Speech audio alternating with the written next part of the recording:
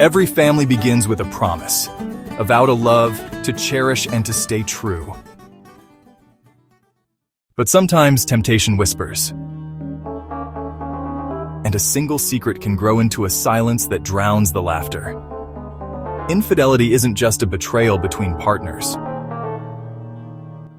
It's a storm that shakes the foundation of the home. Little eyes see more than we think. Little hearts feel more than they can say. When trust is broken, the pain ripples, touching even those too young to understand. But pain can lead to healing. If met with honesty, accountability, and love, infidelity destroys, but forgiveness and truth can rebuild. Choose loyalty, choose truth, choose your family.